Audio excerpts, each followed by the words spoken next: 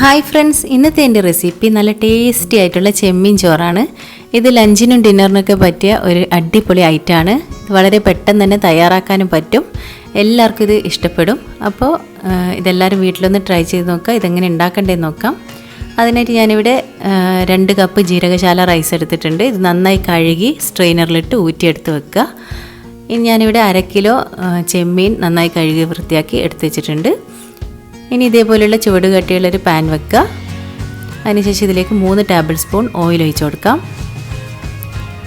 ഇനി ഇതിലേക്ക് 3 medium size സവാള ചെറുതായി കട്ട് ചെയ്തിട്ട് വഴറ്റി കൊടുക്കാം.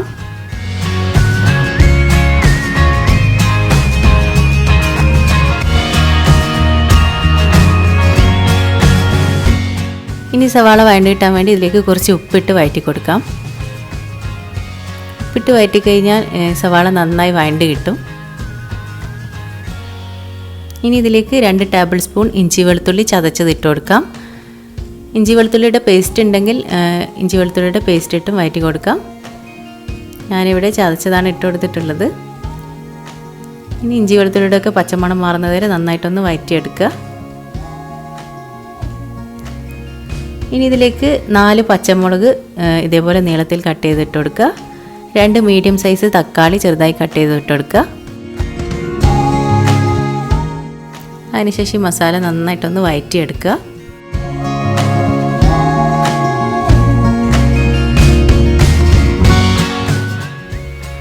ഇനി ഇത് ഒരു 5 മിനിറ്റ് അടച്ച് വെച്ച് വഴറ്റിയെടുക്കാം. ഇപ്പോൾ നമ്മുടെ മസാല നന്നായി വഴണ്ട് വന്നിട്ടുണ്ട്.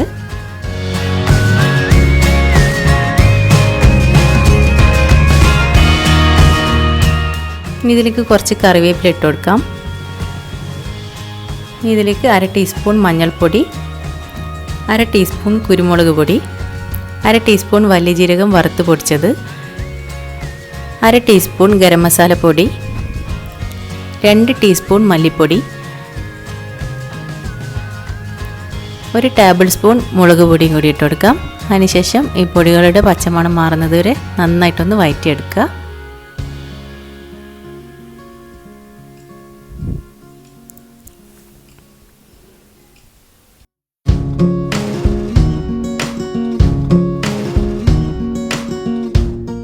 ഇനി ഇതിലേക്ക് കുറച്ച് മല്ലിയില ഇട്ട് കൊടുക്കാം.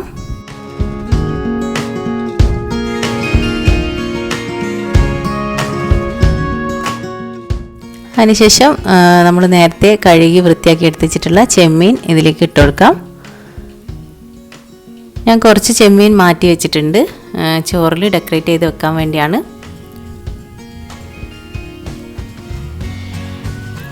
അതിനുശേഷം ഈ ചെമ്മീൻ നന്നായി മസാലയിൽ പിടിപ്പിച്ചെടുക്കുക. അതേപോലെ നന്നായി വഴറ്റി മസാല ചെമ്മീനിൽ പിടിക്കുന്നത് വരെ ഒന്ന് വഴറ്റി കൊടുക്കുക. ഇതൊരു 5 മിനിറ്റ് നമുക്ക് അടച്ച് വെച്ച് കൊടുക്കാം. ഇപ്പോൾ ഒരു 5 മിനിറ്റ് ആയിട്ടുണ്ട്. ചെമ്മീനിൽ മസാലയൊക്കെ നന്നായി പിടിച്ച് വന്നിട്ടുണ്ട്. ഇതേപോലെ ഒരു 5 മിനിറ്റും കൂടി നന്നായിട്ടൊന്നിനി വഴറ്റി കൊടുക്കുക. ഇപ്പോഴേക്കും നമ്മുടെ മസാല റെഡി ആയിട്ടുണ്ട്. ഇനി ഇതിലേക്ക് 2 കപ്പ് അരിക്ക് ഞാനിവിടെ 4 കപ്പ് വെള്ളമാണ് ഒഴിച്ചു കൊടുത്തിട്ടുള്ളത്. അരിയിൽ ഒട്ടും വെള്ളം ഉണ്ടാവാൻ പാടില്ല. വെള്ളം ഉണ്ടെങ്കിൽ 1/2 കപ്പ് വെള്ളം കുറച്ച് ഒഴിച്ചു കൊടുക്കുക. ഇനി ഇതിലേക്ക് ഒരു ചിക്കൻ മാഗി ക്യൂബ് ഞാൻ ഇട്ട് കൊടുത്തിട്ടുണ്ട്.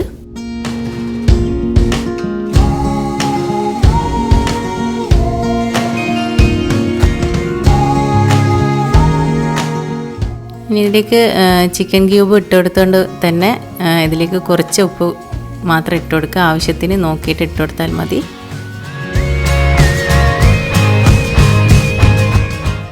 ഇനി ഇതിലേക്ക് 1/2 ടീസ്പൂൺ ചെറുനാരങ്ങ നീരും കൂടി ഒഴിച്ചു കൊടുക്കുക.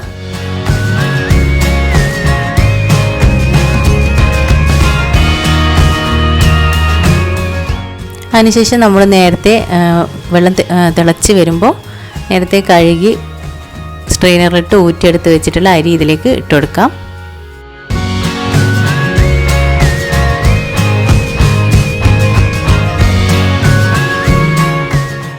ഇത് നന്നായി തിളച്ച് വെള്ളം വറ്റി വരണം. ഇപ്പോൾ നമ്മുടെ അരി തിളച്ച് നന്നായി വറ്റി വന്നിട്ടുണ്ട്. ഇതേപോലെ വെള്ളം വറ്റി വരുമ്പോൾ ഒന്ന് തിരിച്ചിട്ട് കൊടുക്കുക. അതിനുശേഷം ലോ ഫ്ലെയിമിലാക്കി വെക്കാം.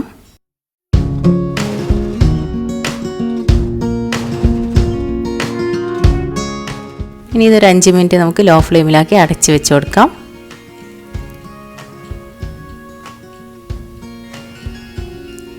ഇപ്പോൾ നമ്മുടെ ചോറ് പകുതി റെഡിയായി വന്നിട്ടുണ്ട്. ഇനി ഇതൊന്നുകൂടി ഒന്ന് തിരിച്ചിട്ട് കൊടുക്കുക.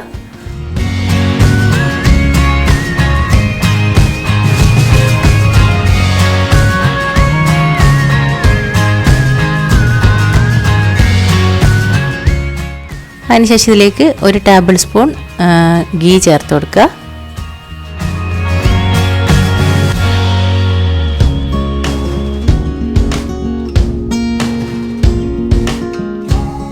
ഇനി ഇത് അടച്ച് വെച്ച് 5 മിനിറ്റ് ഒന്നുകൂടി ലോ ഫ്ലെയിമിലാക്കി വെക്കുക. അപ്പോഴേക്കും നമ്മുടെ ചോറ് റെഡിയായി കിട്ടും. ഇപ്പോൾ നമ്മുടെ ചോറ് റെഡിയായി വന്നിട്ടുണ്ട്. കണ്ടോ? ഇനി നമുക്ക് ഇതിലേക്ക് ഡെക്കറേറ്റ് ചെയ്യാൻ വേണ്ടി നേരത്തെ മാറ്റി വെച്ചിട്ടുള്ള ചെമ്മീൻ ഒന്ന് ഫ്രൈ ചെയ്തെടുക്കുക. ഇതിലേക്ക് 1/2 ടീസ്പൂൺ മുളക് പൊടി, 1/4 ടീസ്പൂൺ മഞ്ഞൾപ്പൊടിയും 1/4 ടീസ്പൂൺ ഉപ്പിട്ട് ഒന്ന് ഇതേപോലെ ഫ്രൈ ചെയ്തെടുക്കുക.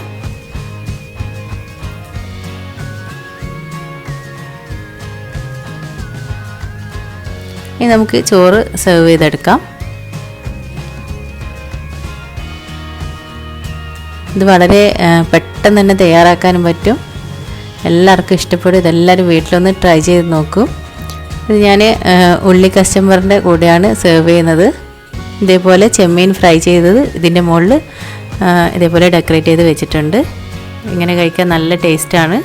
അപ്പോൾ എല്ലാവരും ഇതൊന്ന് ട്രൈ ചെയ്ത് നോക്കൂ. എല്ലാവർക്കും എൻ്റെ വീഡിയോ ഇഷ്ടപ്പെട്ടിട്ടുണ്ടെങ്കിൽ സബ്സ്ക്രൈബും ലൈക്കും കമൻറ്റ് ചെയ്യാൻ മറക്കരുത്. അപ്പോൾ ഞാൻ എൻ്റെ അടുത്ത അടിപൊളി വീഡിയോ ആയിട്ട് വരുന്നവരെ എല്ലാവർക്കും ബൈ.